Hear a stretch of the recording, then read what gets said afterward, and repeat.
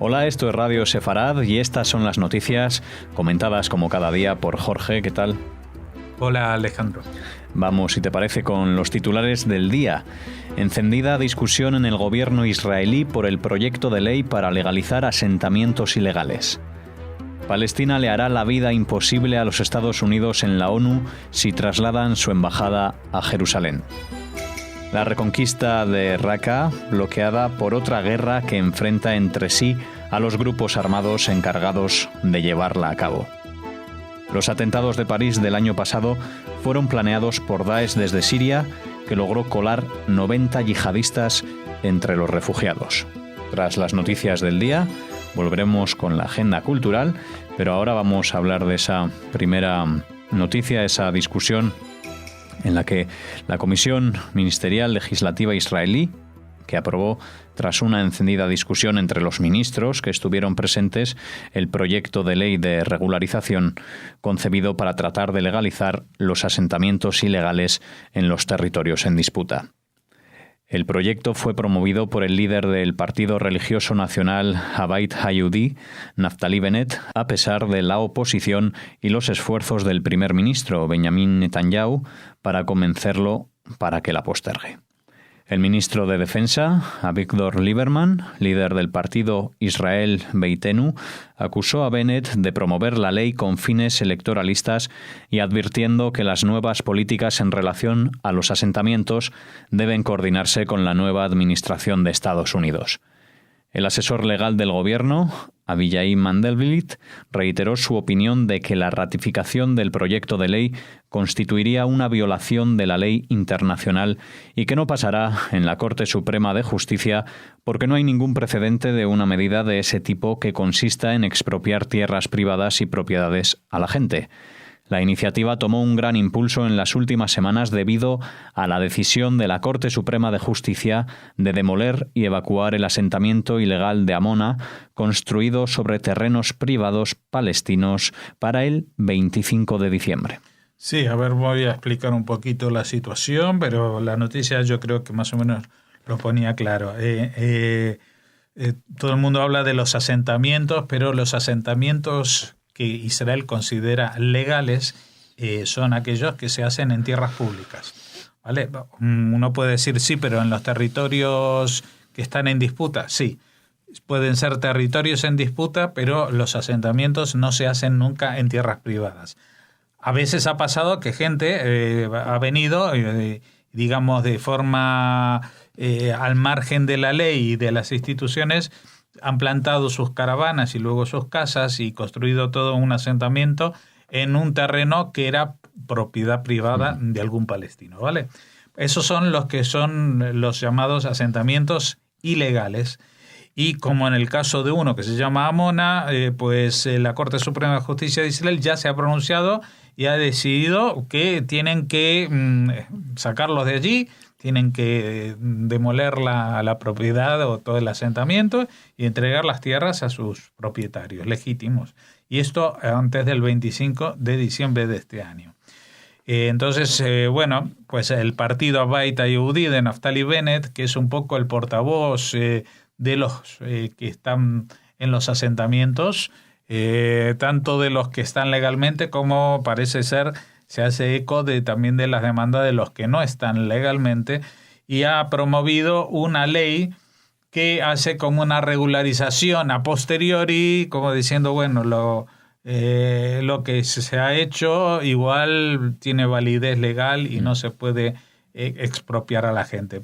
Esto ha despertado muchas discusiones dentro del la propia coalición de gobierno, porque ni Netanyahu, al frente del Likud y primer ministro, ni Avigdor Lieberman, que es el ministro de Defensa y líder de otro partido importante como es Israel Beitenu, ni el resto de las formaciones que participan, quieren hacerlo por dos razones. Una, porque no se ajusta a la legalidad y esto no va a pasar. O sea, en el momento que quieran poner este proyecto de ley, va a ir a la Corte Suprema de Justicia y la van a rechazar. Con lo cual, sabiendo que la van a rechazar, es por lo que Avigdor Lieberman los les echan en cara de que lo hacen solamente con fines electoralistas, porque es una payasada, digamos, una historia para hacer creer que van a poder cambiar algo cuando eso no se puede cambiar porque no se ajusta ni a la ley israelí ni a la ley internacional. Hay cosas que un gobierno no puede decidir, aunque tenga la mayoría, a menos que cambie las leyes de su país, y en este caso las leyes básicas lo impedirían. Pero no solamente eso, sino que el tema de Netanyahu y de Lieberman también en este momento es también un tema político, un tema político internacional. Ha salido elegido en Estados Unidos Donald Trump y es en contra de lo que venía sucediendo con el gobierno del Partido Demócrata de Obama. Pues Donald Trump ha dicho cosas muy contradictorias, pero con el tema de los asentamientos ha dicho que no los ve como un obstáculo para la paz, etcétera, etcétera. O sea que tienen un gobierno con el que parece que se van a entender mejor, y lo que no quieren es ponerle en un brete y apenas entren a gobernar, decir, bueno, Israel está haciendo una acción ilegal desde el punto de vista internacional, incluso desde el punto de vista de la ley israelí, y Estados Unidos, aunque el nuevo gobierno quiera apoyarlo, no los va a poder apoyar ni siquiera en esta situación. Así que esto ha traído nuevas tensiones internas al gobierno de Netanyahu. Ya se viene hablando hace mucho tiempo de las tensiones entre el partido Abait Yehudit, Naftali Bennett, y especialmente la ministra de Justicia, Ayelet Shaked, pero tampoco hay una alternativa muy a la vista. Se había hablado que si salía Abait Yehudit podrían entrar en la formación el principal partido de la oposición, campo sionista, que básicamente reúne al laborismo, pero el líder de la formación campo sionista, Butzi Herzog, se ha cansado ya de repetir una y otra vez que no va a entrar a un gobierno de coalición con Netanyahu, con lo cual yo creo que por eso Netanyahu no hace explotar esta coalición, porque sabe que si hay una ruptura definitiva con Bennett, pues va a tener que convocar a nuevas elecciones, y es algo que me parece que no le interesa mucho, porque las encuestas, que bueno, siempre tienen un valor muy relativo, ya lo hemos visto, pero las encuestas dan como principal beneficiario de unas elecciones en este momento a un partido que se encuentra hoy en día en la oposición, que se llama Yesh Atid, dirigido por el periodista Yair Lapid, y no a su formación de gobierno ni a la principal fuerza de la oposición, sino a este nuevo partido, que es un partido más de centro, pero que justamente por ser de centro pues tendría posibilidades de armar gobierno alternativo al del Likud. Así que bueno, en este momento la cosa está un poco cogida con alambres en la coalición de gobierno, pero también hemos visto durante los últimos 10 años que Netanyahu es una fiera a la ley a la hora de sobrevivir políticamente y a costa de sus antiguos amigos y colaboradores políticos. Continuamos ahora hablando del embajador palestino en las Naciones Unidas, Riyad Mansour, que manifestó en Washington que si el presidente electo Donald Trump traslada la embajada estadounidense de Tel Aviv a Jerusalén, los palestinos le harán la vida imposible a Estados Unidos en la ONU, aunque no podrá ser una resolución en el Consejo de Seguridad porque Estados Unidos la vetaría. Mansour afirmó que podría reabrir una caja de Pandora completa de veredictos en la Corte Penal Internacional sobre la valla de seguridad o los asentamientos en los territorios en disputa. El portavoz del Departamento de Estado estadounidense puntualizó que ninguna administración de su país, ya sea demócrata o republicana, ha reconocido la soberanía de ningún país sobre Jerusalén y que desde 1995 todos los presidentes republicanos y demócratas han vetado el traslado de la embajada a Jerusalén. Bueno, aquí hay dos aspectos. Uno es que todo el mundo duda, o mucha gente duda, que la declaración esta de Donald Trump, que cuando llegue a gobernar pues va a trasladar la embajada de Tel Aviv a Jerusalén, porque eso le supondría no solamente a quienes no les caería bien y quienes se enfadarían, sino que en algún momento chocaría con resoluciones de Naciones Unidas, con lo cual pues no podría ir contra una resolución que él mismo ha adoptado.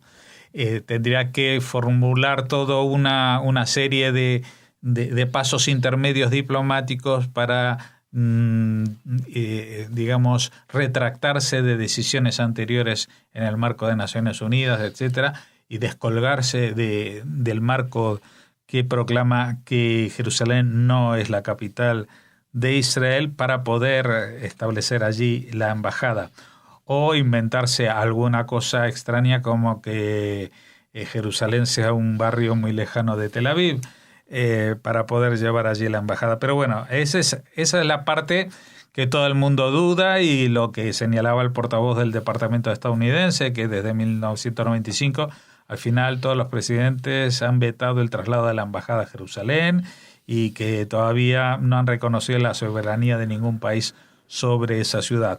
Pero la segunda parte es muy graciosa, perdónenme que me lo tome así, pero que el embajador de un país que ni siquiera es miembro de Naciones Unidas, sino que está en calidad de observador, diga que le va a hacer la vida imposible nada menos que a Estados Unidos en Naciones Unidas, es que me parece que es de risa, y que los propios palestinos deben estar partiéndose el pecho a carcajadas, porque esto que lo amenazan con que va a abrir una caja de Pandora.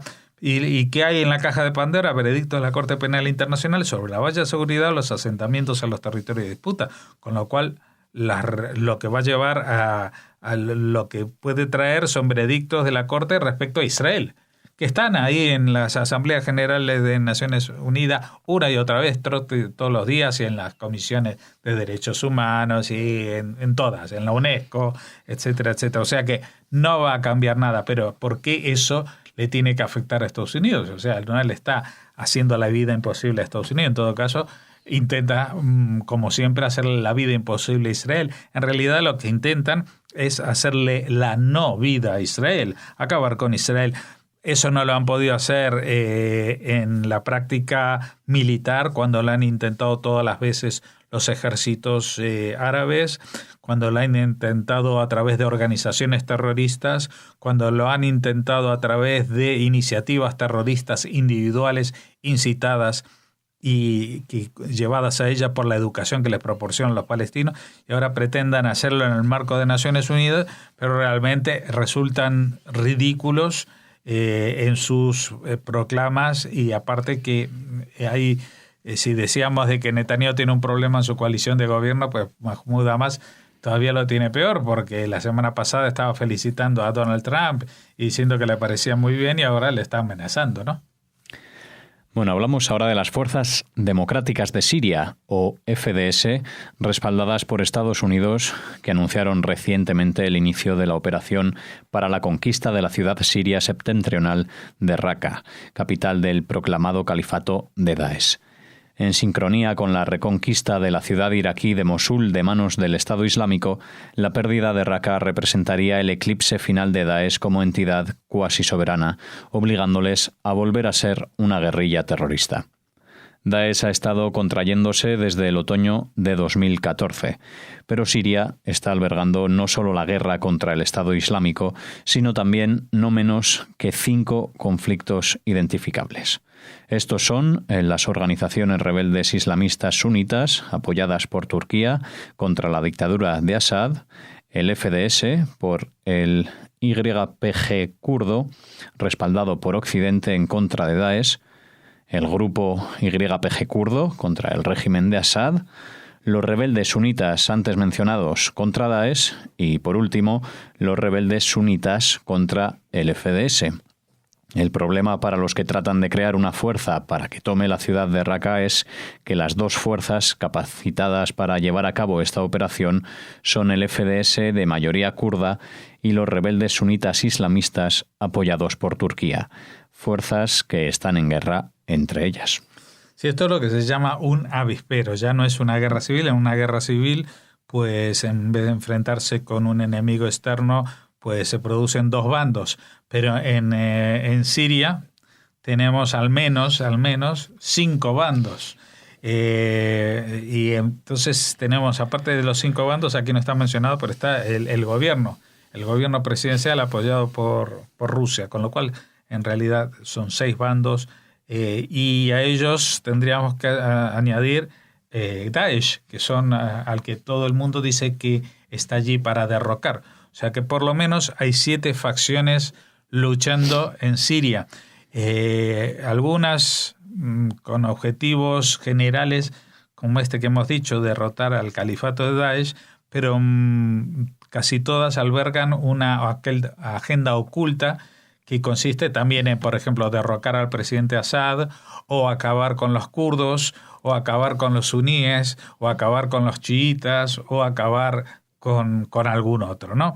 El tema es que, dado que el avance sobre Mosul en Irak está teniendo buena cobertura, no sé si tiene tanto éxito, pero sí tiene mucha cobertura de los medios, como que gracias a los peshmergas y las milicias chiitas iraníes, pues se está rodeando la ciudad de Mosul, que es el segundo centro de poder, lo que ellos llaman ISIS, son las siglas del Estado Islámico en Siria y el Levante. Bueno, pues esto que es el Levante, pues está acabándose. El califa, el autoproclamado califa al-Baghdadi, ha huido de Mosul para refugiarse en su último reducto, que es Raqqa, en territorio sirio, y allí pues todo el mundo espera que sea la batalla definitiva, que acabe con ellos militarmente, o por lo menos con la ocupación militar de una zona. Y en este momento en Siria las únicas 2 fuerzas que pueden batallar por Raqqa son justamente estas 2 que habíamos mencionado, el FDS, o sea, los kurdos, y por otra parte los suníes islamistas apoyados por Turquía, que son los que quieren matar a los kurdos y que han entrado. No olvidemos que Turquía invadió, conquistó el norte de Siria. Nadie dijo nada porque le parece perfecto que todo el mundo conquiste y ocupe territorios, a menos que sea un judío, por supuesto. Entonces ellos están ahí librando su propia guerra en el norte de Siria para eliminar a los kurdos, y no apuntan ni a Damasco ni al Daesh. Esos son los turcos. Luego tienen fuerzas que son los rebeldes sunitas islamistas, que hacen el trabajo sucio de los turcos en el interior de Siria, y son los que están en la zona más cercana, porque claro, las fuerzas presidenciales más Hezbollah, que no lo habíamos mencionado, que es una milicia chiita, pero a las órdenes del gobierno de Damasco, con instrucción, armas y milicias directamente importadas desde Irán también, y el apoyo logístico, aéreo y financiero de Rusia, pero que no están a la distancia, no pueden entrar directamente a liberar a Raqqa, porque tienen que atravesar terreno de milicias que les son enemigas. O sea que yo no sé muy bien, que es muy probable que Mosul caiga en unos días o en semanas. Puede ser que sigan bombardeando en Siria, pero el problema de Siria, como lo fue también en Irak, o sea, la toma de Mosul llevó 2 años organizarla simplemente por cuestiones políticas. Todo el mundo decía, no, pero los del Daesh no saben nada, apenas les han dejado unas armas que las están aprendiendo a manejar, los que saben inglés y se leen el manual de instrucciones, o mirando en internet cómo se conducen estas armas que les han legado el ejército iraquí, que ha salido en desbandada cuando los vieron, pero no aguantan el más mínimo enfrentamiento militar, aparte de actos que son más de terrorismo y de guerrilla. Como ejército no aguantan nada. Y tampoco van a aguantar nada en Raqqa si simplemente los demás se ponen de acuerdo en algo. Pero va a ser muy difícil, porque saben que en el momento que hayan conquistado Raqqa, va a empezar la guerra entre ellos mismos. Terminamos las noticias hablando de Abdelhamid Abaoud, jefe de los comandos que atacaron París hace un año y asesinaron a 130 personas. No fue el cerebro de la operación, que la policía francesa atribuye ahora a un belga, que combate en Siria, también del problemático barrio bruselense de Molenbeek. Según ha trascendido ahora, Abaoud contó que había partido de Siria con un grupo de unos 90 yihadistas mezclados entre los refugiados. Pese a ello, no encontró dónde esconderse en París después de los atentados y se hizo estallar 6 días después, tras ser descubierto por la policía en el barrio de Saint-Denis. Sí, aprovechando que justo este domingo 13 de noviembre se cumplió un año de estos atentados terribles en París. Ustedes recordarán en el Estadio de Francia, a las puertas del estadio, cuando estaban jugando un amistoso contra Alemania, luego en todas las calles del centro digamos, la masacre que hicieron en la sala Bataclan, donde ya ahí solamente murieron 90 personas. Pues resulta que ha pasado un año, nos han vendido que ellos están en la alerta máxima, que tienen al ejército movilizado, que toda Francia está alerta, que esto que el otro, pero resulta que han tardado un año en contar, por ejemplo, que el que organizó estos atentados no era el que ellos dijeron, porque ese lo mataron, se hizo matar más bien, porque estaba con un cinturón de explosivos. Cuando vinieron a detenerlo, pues se explosionó junto con su prima. Entonces, ¿a qué estamos jugando? Estamos jugando los franceses diciéndole a la población, sí, quédense tranquilos, pero en realidad el que organizó esto está vivito y coleando, y es el mismo que organizó los atentados de Bruselas posiblemente, y seguirá organizándolo, porque está en Siria vivito y coleando y está organizando. Y que hay otra cosita más que se le pasó por alto contarnos, es que Abaoud le había contado a su círculo más íntimo que él llegó como refugiado con otros 90 en esa tanda. No quiere decir que en total haya 90 yihadistas de Daesh que entraron en Europa. No, junto con él vinieron 90. Puede ser de que hayan habido otro contingente, otros 10 contingentes, otros 100 contingentes con otros 90, 100 o 10.000 yihadistas en Europa dispuestos a ser operativos en el momento que este mismo bruselense, marroquí o algo así, que es que combate todavía en Siria, tiene pasaporte belga, pues les ordene hacerlo y les procure los elementos para hacerlo. O sea que vamos a ver que Francia está en una situación mucho más delicada y amenazada de la que nos quieren hacer creer, y que con estas mentiras no se va a ninguna parte.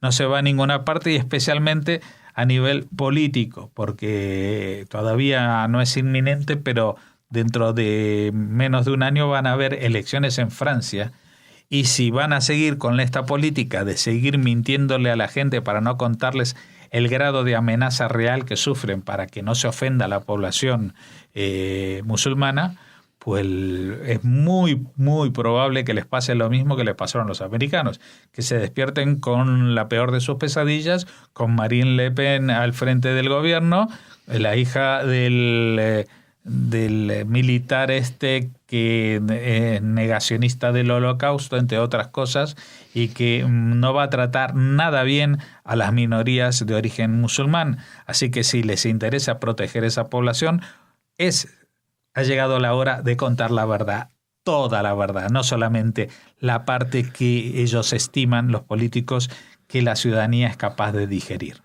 Bien, pues hasta aquí las noticias de Radio Sefarad. Ahora hacemos una pausa y regresamos con la agenda cultural.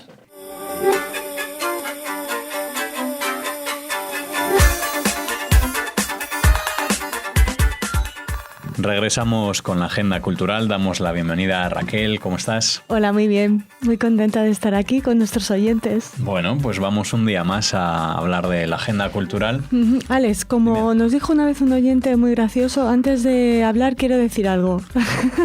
Bueno, pues eso está muy bien, ¿no? Mira, hemos recibido varios correos diciendo que quieren participar en el concurso que organizábamos de un viaje a Israel. ¿Ese concurso? Claro, es que han malinterpretado o, bueno, no han estado muy atentos a lo que les contábamos en las noticias de los lunes, porque ese concurso lo organiza, bueno, ese sorteo de un viaje a Israel lo organiza una agencia de viajes en colaboración con el grupo hostelero Abraham Hostels, como creo que bien les explicábamos en las noticias de los lunes, y les poníamos un enlace para que el que quisiera participara en ese concurso que es ajeno a Radio Sefarad. Que además normalmente lo presentamos como el concurso sin premio, ¿no? Claro. Entonces, pues les animamos a recuperar el texto de las noticias de los lunes. Si quieren participar en ese sorteo, pinchen en el enlace del que les informábamos en Radio Sefarad, pero lamentablemente nosotros no podemos sortear un viaje a Israel. No tenemos la capacidad para sortear un viaje a Israel si les informamos de ese otro concurso ajeno a Radio Sefarad. El que sí viaja a Israel es el alcalde de Jaén, quien participará en la Conferencia Internacional de Alcaldes en este país. El alcalde de Jaén, Javier Márquez, participa en esta conferencia internacional que se celebra desde el 13 al 18 de este mes de noviembre y en el que participan alcaldes de todos los continentes. Está organizada por el Congreso Judío Americano y el Congreso Americano para la Judería Mundial en colaboración con el Ministerio de Relaciones Exteriores de Israel y la Unión de Autoridades Locales en Israel. Precisamente ha sido el ministro de Asuntos Exteriores de Israel y el presidente del Congreso Judío norteamericano los que han invitado a Márquez a unirse a este Congreso Internacional, esta conferencia internacional. El alcalde participará en varias conferencias, se reunirá con su colega, su homólogo, el alcalde de Tel Aviv, Ron Huldar, con el de Jerusalén, Nir Barkat, y con el de Nazaret, Ali Salam.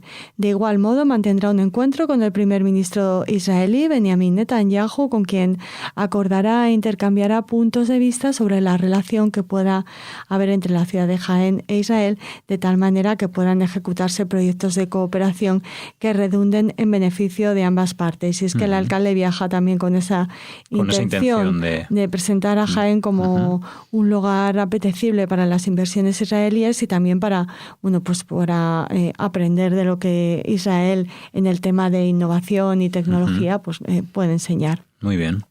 Márquez hará entrega al alcalde de Jerusalén de un olivo de plata como recuerdo de la ciudad de Jaén y como acto de reconocimiento de la figura de Hasdai Ben Saprut, que al igual que en la capital jienense, también cuenta con una calle a su nombre en Jerusalén.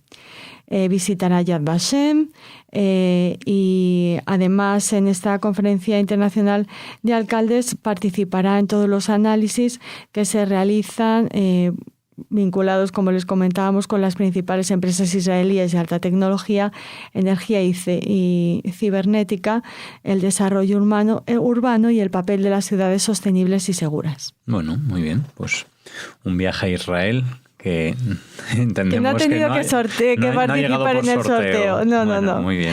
Bueno, seguimos hablándoles de actividades interesantes, en este caso la que nos plantea el 17 de noviembre a las 6:30 de la tarde el Centro Sefarad Israel con la colaboración de Marón. Marón es una organización internacional que agrupa a jóvenes, preferentemente entre 18 y 35 años, en torno a la identidad y los valores de la cultura judía. Se enmarca dentro del paraguas de las comunidades masortíes y hay representantes de Marón en Ucrania, en Francia, en Alemania, en Perú o Chile. Son algunos de los países en los que esta organización está representada. Bueno, en colaboración con Centro Sefarad Israel, la Embajada de Israel y Marón, se celebra, como les hemos contado en otras ocasiones, un ciclo de cine israelí abierto a todos los públicos. En esta ocasión, el ciclo se dirige a un rincón no directamente relacionado con Israel, sino a la Ucrania zarista, porque se trata de la proyección del violinista en el tejado. ya saben, la maravillosa película de Norman Jewison, que nos habla de la vida típica en un shtetl, pero también de un momento histórico de relieve como es la diáspora judía desde el este de Europa hacia Estados Unidos y la atmósfera prerevolucionaria que se estaba gestando en el Imperio ruso. Coincide esta proyección con las celebraciones por los 100 años del fallecimiento de Solén Alejen, ya saben, el escritor ucraniano en lengua yiddish, cuya novela Las hijas de Teibe fue convertida en la obra teatral Teibe el lechero. De ellas nacen el musical El violinista en el tejado y la película del mismo título que fue rodada en 1971, que podremos ver en el Centro Sefarad de Israel y que consiguió 3 Oscars. Comentarles también que si son aficionados, si son seguidores, admiradores de Solén Alejen, pues les ponemos el enlace para que recuperen programas como por ejemplo 100 años sin Solén Alejen, El genio de la risa con Barda Fishbein, que presentábamos aquí en Radio Sefarad para unirnos a ese centenario. Perfecto, pues una buena opción para disfrutar del cine y una curiosa relación, ¿no?, entre los escritos, la literatura, el cine, el musical, el teatro, y eso es. Sí. ¿Y qué más? ¿Con qué acabamos con...? Acabamos con una recomendación literaria. Vale. Un libro que está sonando como uno de los mejores del año. Lo edita Periférica, una editorial con la que siempre estamos en contacto y que nos presenta libros maravillosos. En este caso se llama La Casa de los 20.000 libros. Lo firma el periodista Sasha Abransky y recrea en las fascinantes páginas de este libro un mundo perdido, dando vida a la gente, a los libros y a las ideas que llenaban la casa de sus abuelos, combinando 4 tipos de historias: la familiar, la política, la judía y la literaria, en un, nos comentan desde la editorial, magnífico y absorbente texto del que hablaremos más en profundidad con los responsables de Periférica. Pero comentarles que durante décadas Shimon Abransky y su esposa Miriam organizaron encuentros épicos en su fascinante casa llena de libros y reunieron a muchos de los grandes intelectuales de la época. Hijo ateo de uno de los rabinos más importantes del siglo, Shimon nació en 1916 cerca de Minsk y pasó sus primeros años de adolescencia en Moscú. Emigró a Londres, allí descubrió a Karl Marx, también pasó por la Universidad Hebrea de Jerusalén hasta que la Segunda Guerra Mundial interrumpió sus estudios. Regresó a Inglaterra, se casó con Miriam y durante años se ocuparon de una conocida librería judía en el East End de Londres. Cuando los nazis invadieron Rusia en junio de 1941, Shimon se unió al Partido Comunista. Fue miembro del mismo hasta 1958, cuando un día reconoció los crímenes cometidos por Stalin. En su madurez se reinventó a sí mismo, el abuelo del autor, y lo hizo en esta ocasión como pensador liberal, humanista, profesor universitario y experto en manuscritos de la casa de subastas Sotheby's. O sea, una vida fascinante. Pues sí, ahí queda esa recomendación literaria para finalizar las noticias. Parece el título de un libro chino, La Casa de los 20.000 libros, pero es muy judío. Bueno, pues ahí queda si lo quieren leer. Que desde aquí lo recomendamos porque parece ser que está teniendo un gran éxito y es un gran libro. Y hablaremos más de él en un próximo Marcapáginas. Muy bien, pues muchas gracias, Raquel. A ti. Hasta mañana. Hasta mañana.